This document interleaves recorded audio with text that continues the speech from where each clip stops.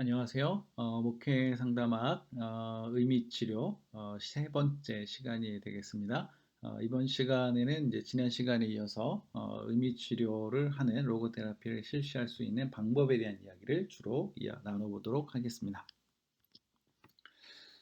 먼저 지난 시간에 다루지 못한 이야기를 하나 더 추가로 다루도록 하겠는데요. 어, 인간은 이제 의미를 추구하려는 의지를 지니고 있다는 이야기를 말씀을 드렸었습니다. 근데 이제 의미를 발견할 수 있는 방법 세 가지를 프랭클이 제시를 하고 있는데요. 첫 번째가 행위입니다. 행위. 그러니까 일의 성취를 통해서 우리가 의미를 발견할 수 있다. 이렇게 이제 보고 있고요. 그다음에 또 하나는 가치입니다. 가치. 자연 혹은 문화의 소산물을 경험하거나 사랑을 통해 어떤 인간을 체험함으로써 인생의 의미를 발견하는 일을 가리키는 것이고요. 프랭클은 가치를 창조적 가치, 경험적 가치, 태도적 가치 이렇게 세 가지로 구분을 하고 있습니다. 그러니까 인간이 어떤 체험을 통해서 발견할 수 있는 것을 말하는 건데요. 창조적 가치는 뭐냐 하면 사람들이 삶의 의미를 부여하는 겁니다. 그러니까 의미를 내가 만들어주는 거죠. 사람들이 자신의 작품을 통해서 세계에 주는 것. 그래서 사람들이 스스로 삶의 의미를 부여하는 것을 가리켜서 창조적 가치 이렇게 말하고요. 두 번째가 이제 경험적 가치입니다. 이것은 사람들이 삶에서 얻는 겁니다. 경험을 통해서 얻은 가치, 이걸 이제 경험적 가치라고 합니다. 만남과 체험을 통해서 사람들이 세계로부터 취하는 것. 그러니까 창조적 가치는 내가 부여하는 거고요. 경험적 가치는 내가 얻는 겁니다. 태도적 가치는 뭐냐면 사람들이 더 이상 변화시킬 수 없는 운명에 대해서 취하는 자세를 태도적 가치라고 이야기를 합니다. 자, 창조적 가치, 경험적 가치, 태도적 가치. 그 중에서 창조적 가치는 스스로가 의미를 부여하는 거고요. 경험적 가치는 삶으로부터 의미 부여를 받는 거고요. 태도적 가치는 변화시킬 수 없는 운명에 대해서 내가 취하는 자세를 이제 태도적 가치라고 합니다. 프랭클에게 이제 고통, 괴로움이 중요한 이슈 중에 하나인데요. 자, 가장 심오하고 최고의 가치를 실현시킬 수 있는 기회가 되는 것으로 고통을 정의하고 있습니다. 우리가 살아가면서 심각한 괴로움에, 고통에 이제 힘들어할 때가 있습니다. 시달릴 때가 있는데 이런 고통이 바로 가장 심오하고 최고의 가치를 실현시킬 수 있는 기회라는 거죠. 자, 이 고통은 인간의 유한한 지적 능력을 추월한 초월적 세계에서 발견된다고 합니다. 자, 이 프랭클이 고통에 대해서 이야기를 할 때 많은 분들이 네가 뭘 알아? 라고 말하고 싶지만 그렇게 말할 수 없죠. 이 사람이 이미 그 아우슈비츠에서 수용소에서 나치 수용소에서 죽음의 고비를 수없이 넘겼던 사람이고 또 수많은 사람들의 고통과 죽음을 목격했던 사람이고요. 그 이후의 삶을 그러나 또 건강하게 살아갔던 사람이기 때문에 이 사람이 말하는 것은 그 자체가 일종의 힘이 있다고 말할 수 있습니다. 자, 이제 이 사람의 이론을 적용한 상담의 과정을 함께 살펴보도록 하겠습니다.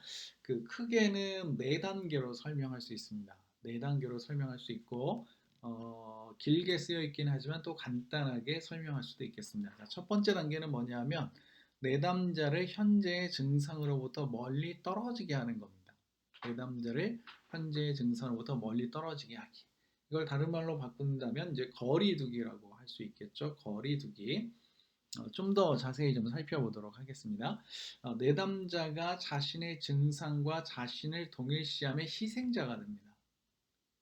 상담자는 내담자를 격려하고 붙들어 주어서요. 그가 겪고 있는 증상으로부터 멀리 떨어지도록 도와주어야 합니다. 이때 가장 중요한 것을 유머라고 보고 있습니다. 가장 좋은 것은 내담자를 웃게 하는 것이죠. 근데 이 유머는 이제 뒤에서 나오는 그 역설적 기법 또는 그냥 역설이라고 하는 것과 관련돼 있다고 보시면 되겠는데 그 부분은 뒤에서 설명을 하도록 하겠습니다. 자, 이 단계에서 취할 수 있는 태도는 불이 난 원인을 알아야만 불을 끌 수 있는 것은 아니다라는 것입니다. 이것은 프로이트의 이론을 빗대어서 설명하는 것이라고 보시면 됩니다.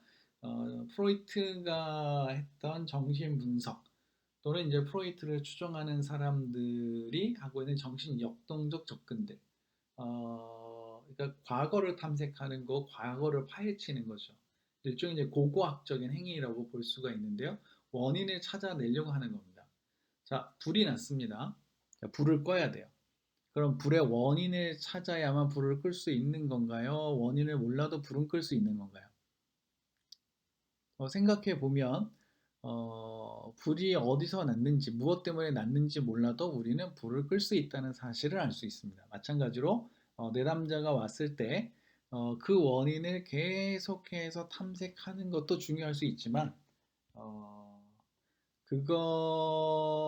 그렇게 하지 않아도 내담자의 증상을 없애거나 감소시킬 수 있다는 거죠. 이 사람의 이 한마디가 과거지향적이고 인과론적이고 또 그래야만 된다고 생각했던 많은 이론들에 대해서 굉장하게 한 번에 좀 벗어날 수 있는 그런 이제 역할을 했다고 볼 수 있습니다.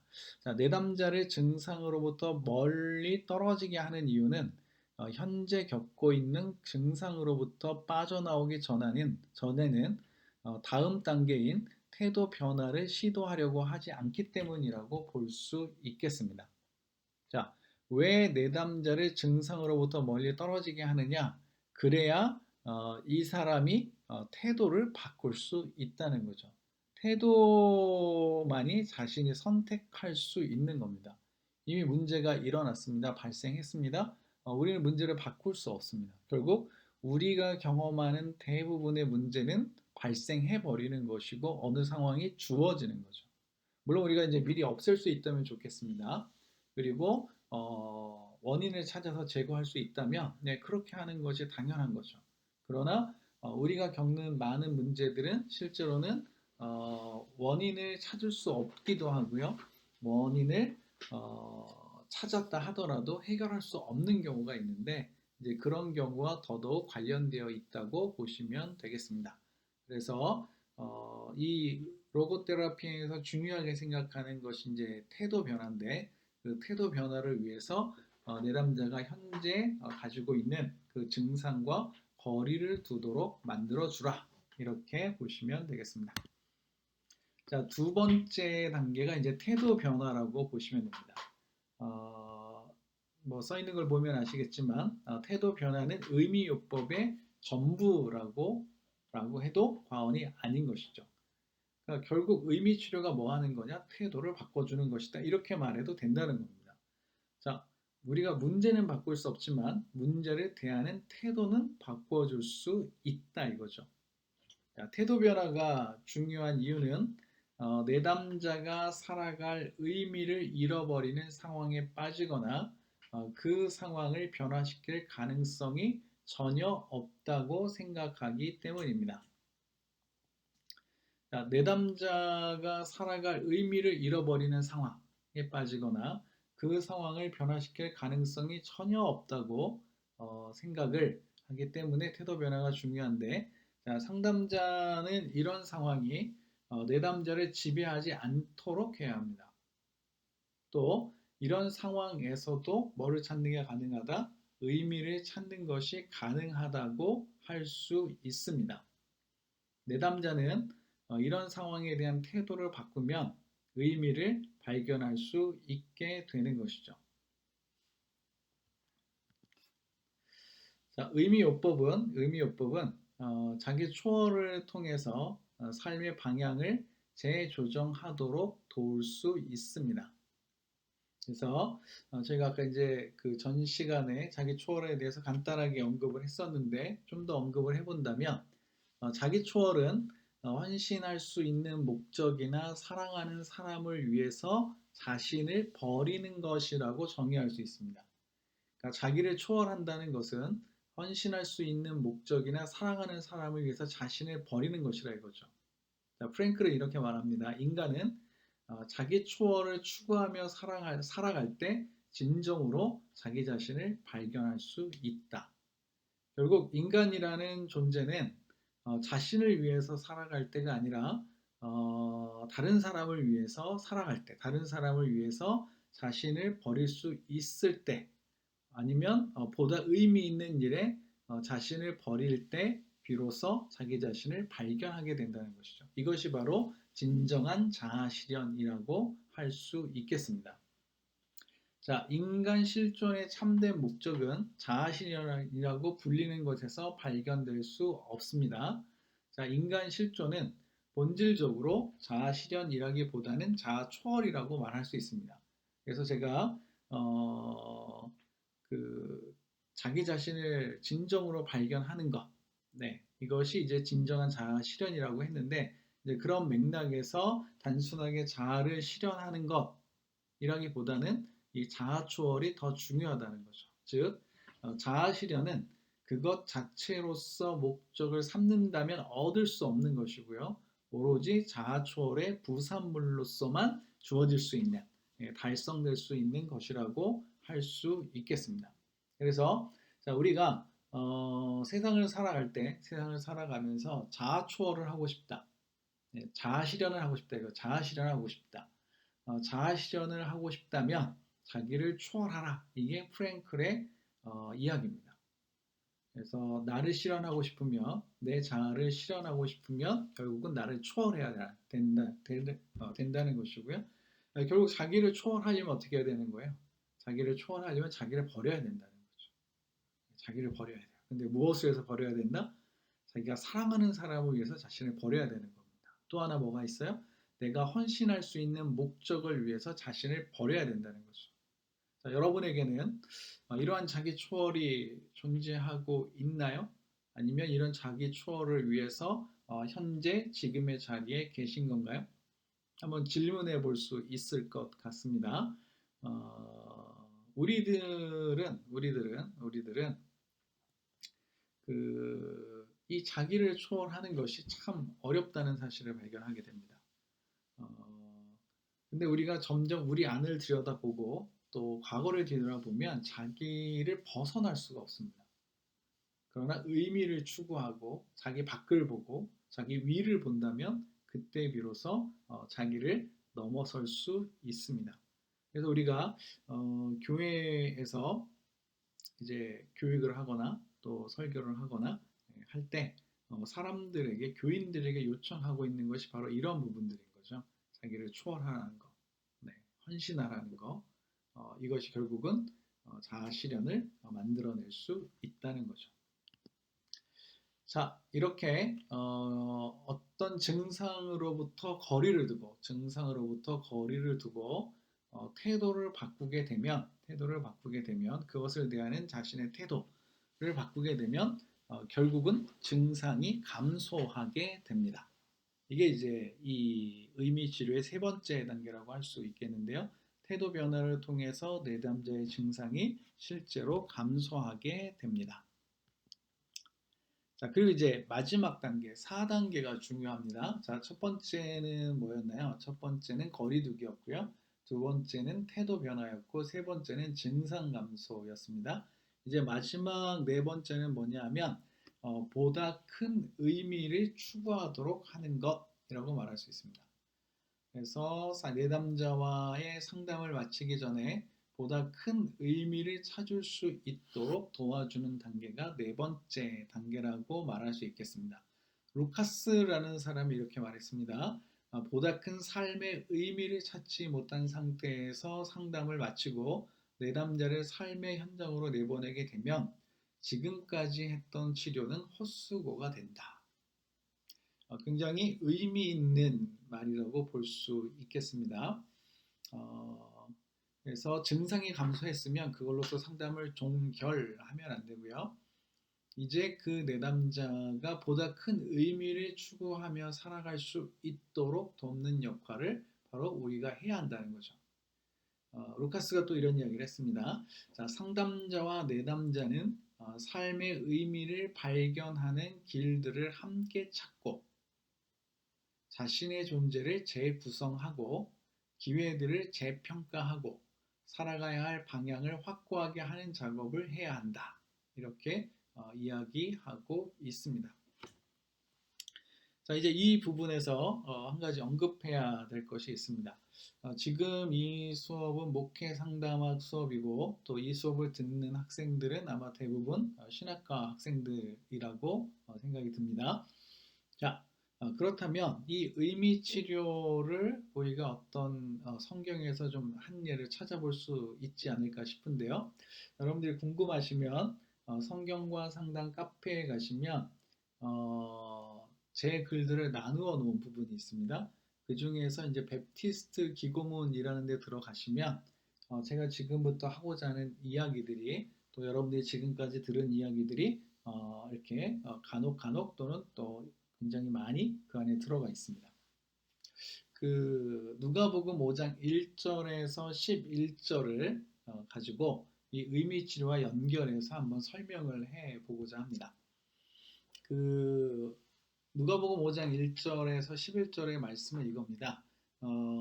베드로가 이제 제자들이 그때까지는 아직 제자들이 아니었겠죠. 어쨌든 베드로가 밤이 맞도록 밤이 새도록 물고기를 잡았습니다. 그런데 결국은 잡은 것이 없었죠. 그래서 이 베드로가 이제 무트로 와서 자기 그물들을 내려놓고 그물을 깁고 있었습니다. 그리고 그 상황에서 예수님은 사람들에게 무리들에게 말씀을 가르치고 계셨습니다. 그러나 그런 베드로에게는 예수님의 소리가 하나도 들리지 않았던 거죠. 하나도 들리지 않았습니다. 그래서 아마도 이제 그 어떻게 보면 이제 베테랑 어부라고 할 수 있는데 또 가족의 생계를 책임지는 가장이라고 할 수 있는데 아무런 소득도 얻지 못했기 때문에 찾아왔던 그의 어떤 좌절감, 뭐 실존적 공허, 뭐 이런 것들을 우리가 이제 생각해 볼 수 있겠죠. 그런데 그런 베드로에게 예수님께서 이렇게 요청하셨죠. 내가 네 배에 좀 타야겠고 네 배를 무태서 조금 떼자. 어, 그랬더니 베드로가 거기에 응했고요. 또 예수님께서 이제 그 배 안에서 사람들을 향해서 말씀을 가르치셨습니다. 그리고 나서 베드로에게 이제 그 중앙에 가서 우리가 이제 그물을 내려라라고 말씀하셨을 때 베드로가 그것에 순종하고 결국 많은 물고기를 잡는 장면이 나오고 있는데요. 지금 우리가 말했던 의미치료의 과정과 상당히 유사합니다. 자, 베드로에게는 증상이 있었습니다. 물고기를 한 마리로 못 잡아서 상태가 안 좋았겠죠. 네, 그런 베드로에게 예수님께서 이렇게 말씀하셨습니다. 무태서 배를 조금 띄자, 거리두기를 말씀하시는 거거든요. 결국 그 거리두기를 통해서 그물을 깁던 그 시름 속에 있던 그 상황으로부터 거리를 띄자마자 그곳에서 똑같이 예수님이 말씀하고 계셨는데 이제 거리를 떼고 나자 이 베드로가 예수님의 말씀을 제대로 듣기 시작합니다. 그럼으로써 그 안에서 변화들이 나타나게 되는 거죠. 그래서 예수님께서 깊은 곳에 가서 그물을 던져라라고 했을 때 태도 변화가 일어나죠. 내가 밤이 맞도록 수고하여 얻은 것이 없지만은 내가 말씀에 의지해서 그물을 내리겠습니다. 이렇게 말했고요. 그리고 나서 많은 물고기를 잡습니다. 많은 물고기를 잡았는데 그랬으면 이제 기뻐하고 감사하고 감격해야 되는 것이 어쩌면 맞겠죠. 그런데 베드로가 그렇게 하지 않고 예수님 앞에 무릎 꿇고 나는 죄인입니다. 나를 떠나소서라고 이야기하는 장면이 나옵니다. 자, 우리가 수고해서 우리가 노력해서 얻은 것이라면 감사하면 되는데 베드로는 다른 행동을 보이고 있는 것이죠. 자, 어쨌든 거리를 뒀고요. 태도 변화가 일어났고 증상이 감소했습니다. 이런 베드로에게 예수님께서 이렇게 말씀하시죠. 내가 이제부터는 사람을 낚는 어부가 될 것이다. 무슨 말이죠? 보다 큰 의미를 추구하도록 하셨다는 말이죠. 자, 거리두기가 있었습니다. 어떤 증상으로부터의 거리두기. 그리고 나서 태도 변화가 일어났죠. 태도 변화가 일어났고 그래서 베드로가 이제 말씀에 순종하게 되고요. 증상이 감소했습니다. 이제 물고기도 많이 잡았고 또 자기에 대한 그런 어떤 실존적 공허감이라든지 실존적 좌절에서 벗어날 수 있었죠. 그런데 여기서 베드로가 오히려 우리가 좀 생경한 태도를 보이게 되고요. 그런 베드로에게 예수님께서 요청하신 것은 이제 사람을 낚는 어부가 되라는 것이죠. 그때 이 베드로가 그물과 잡은 물고기를 버려두고 예수님을 따라갑니다. 자, 이 장면이 바로 헌신할 수 있는 목표가 생겼다는 거죠. 그리고 그의 인생은 결국은 사랑하는 사람들, 하나님이 사랑했던 사람들, 또 자기가 사랑했던 사람들을 위해서 최후의 죽음을 맞이하는 것으로 끝나게 됩니다. 결국 자기 초월을 통해서 자아 실현에 도달한 사람이라고 말할 수 있겠습니다. 자, 이렇게 이제 좀 단순하게 적용하기는 했지만 여러분들이 한번 이 부분에 대해서 나름대로 좀 의미를 두고 깊게 생각해 보시면 좋겠습니다. 자, 그 의미치료의 상담 기법 중에는 소크라테스 대화법이라는 것이 있습니다. 소크라테스 대화법. 자, 프랭클은 소크라테스의 대화법을 빌어다가 개조해서요. 상담자들이 적절한 시간에 적절한 말로 질문을 할 수 있는 지침을 만들었습니다. 적절한 시기에 적절한 질문을 던져야 하고 질문을 너무 자주 하면 내담자가 쉽게 피곤해지고 신문받는 듯한 느낌을 줄 수 있습니다. 근데 질문을 하지 않으면 또 상담자 혼자 상담을 이끌어가고 내담자는 수동적으로 끌려갈 수 있습니다. 보통 7대 3, 내담자가 7, 상담자가 3 정도의 비율이 적합하다고 보는데요.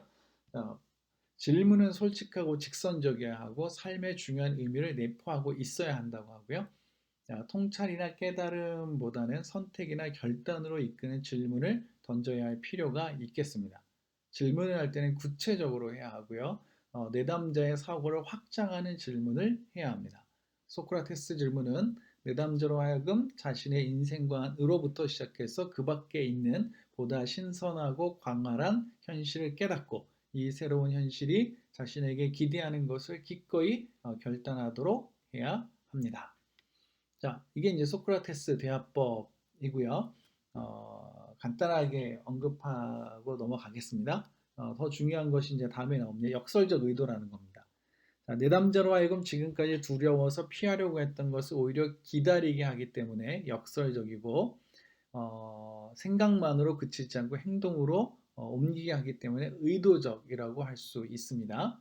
자, 역설적 의도의 원리는 내담자로 하여금 지금까지 두려워했던 것을 우스꽝스럽게 생각하고 웃어버림으로써 두려운 대상을 극복하도록 돕는 것입니다.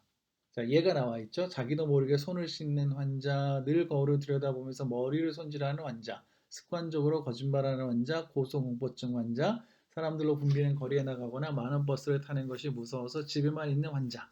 자, 이렇게 예상되는 불안이나 두려움 때문에 자기도 모르게 자기 의사와는 반대되는 행동을 하는 내담자들에게 사용하는 것이 좋습니다. 자, 이 역설적 의도는 행동이 변하기 전에 오래된 자신과 타인에 대한 태도의 변화를 가져오는데요. 예를 하나 들어보면 이런 겁니다. 그 손가락 빠는 아이가 있어요. 그럼 일반적으로 손가락을 빨지 않도록 하기 위해서 어떻게 해야 되느냐라고 말하는데 역설적 의도는 이렇게 하는 겁니다. 네가 이 손가락을 오히려 더 빨도록 지침을 주는 거죠. 네가 원하는 게 뭐니? 내 손가락 빠는 거야. 그럼 이제 그것을 그래 너는 그럼 하루에 얼마나 빨고 싶어? 몇 시간이나 빨면 되겠어? 3시간이요. 그래 3시간 빨자. 그거면 충분해? 더 해볼까? 이런 식으로 질문을 하고 계획을 하고 이제 이런 식으로 접근을 하는 겁니다.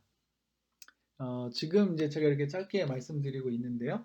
그 책 중에 재구조화라는 책이 있습니다. 이것에 대해서 그 한 책에 아주 풍부한 내용들을 담고 있습니다.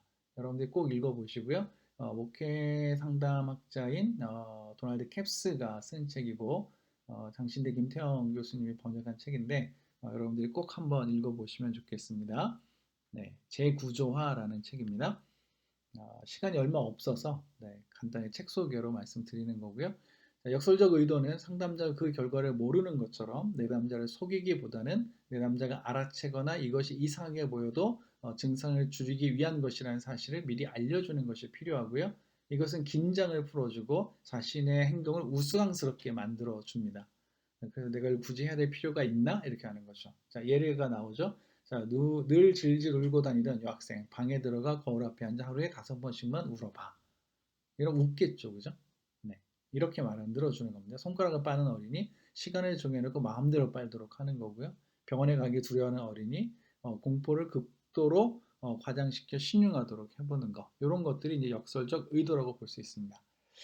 다음에 이제 탈숙고라는 게 있는데요. 지나친 자기 집중에서 벗어나도록 하는 겁니다.